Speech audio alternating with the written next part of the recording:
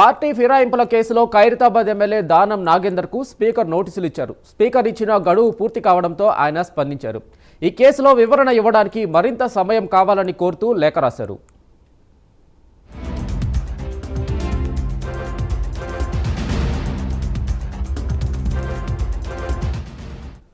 ఇక దీనిపై పూర్తి అప్డేట్ మా ప్రతినిధి అజీం అందిస్తారు. అజీం, చెప్పండి, దానం నాగేందర్కి స్పీకర్ ఇచ్చిన గడువుకు సంబంధించి, నోటీసులకు సంబంధించి పూర్తి అప్డేట్ చెప్పండి.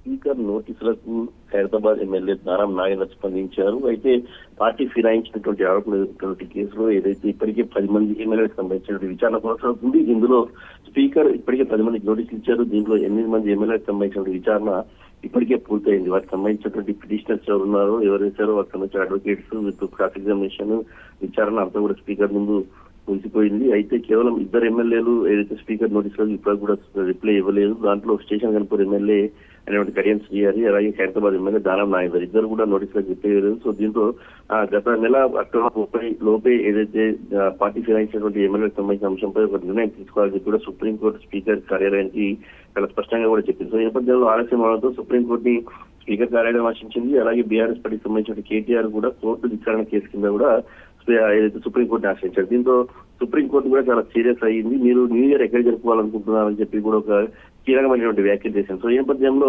స్పీకర్ వెంటనే మరొకసారి కడియం శ్రీహరికి, దానం నాగేందర్కి ఇద్దరికి కూడా నోటీసులు ఇవ్వడం కూడా జరిగింది. ఈ నోటీసులు కూడా ఈ నెల 23 అంటే ఈ రోజు వరకు తన ముందుకు వచ్చి దానికి సంబంధించిన రిప్లై ఇవ్వాలని చెప్పి కూడా స్పీకర్ నోటీసులో చాలా స్పష్టంగా పేర్కొనడం జరిగింది. అయితే 2 రోజుల క్రితమే station Kanupur MLA Kadiyam Srihari speaker ని కలిసి ఏదైతే తనకి ఇంకా మరికొంత సమయం కావాలి ఏదైతే రిప్లై ఇవ్వడానికి అని చెప్పి కూడా అడగడం కూడా జరిగింది. దీనికి స్పీకర్ కూడా సానుకూలంగా స్పందించినట్టు కూడా కడియం శ్రీహరి చెప్పడం కూడా జరిగింది. అయితే ఈ రోజుతో గడువు ముగియడంతో దానం నాగేందర్ కూడా స్పీకర్ కి ఏదైతే ఒక లేఖ రాసినట్టు కూడా తెలుస్తుంది. నేటితో స్పీకర్ ఇచ్చిన గడువు ముగియడంతో లేఖ ద్వారా మరికొంత సమయం కావాలని చెప్పి కూడా దానం నాగేందర్ స్పీకర్ ని కోరడం కూడా జరిగింది. సో ఈ నేపథ్యంలో స్పీకర్ కూడా దీనిపై సానుకూలంగా స్పందించినట్టు తెలుస్తుంది. ఎందుకంటే ఇటీవల సుప్రీంకోర్టు మరో 4 వారాల గడువును కూడా స్పీకర్ కి ఈ పార్టీ ఫిరాయించినటువంటి ఎమ్మెల్యేలకు సంబంధించిన అంశంపై విచారణకు గడువు కూడా ఇచ్చింది. సో ఈ నేపథ్యంలో మరి స్పీకర్ వీరికి ఎప్పటి వరకు గడువు ఇచ్చారు, సో వీరు ఏ తేదీ వరకు గడువు కోరారు, సో దీనికి సంబంధించిన రిప్లై ఇస్తారా లేదా, ఒకవేళ ఇవ్వకపోతే స్పీకర్ నిర్ణయం ఎలా ఉండబోతుంది, ఇప్పటికే విచారణ పూర్తి చేస్తున్నటువంటి 8 మందిపై ఎలాంటి చర్యలు తీసుకుంటారు అనే ఒక ఉత్కంఠ అయితే ఇటు తెలంగాణలో రాజకీయ వర్గాలు అయితే నెలకొంది. మరి దానం నాగేందర్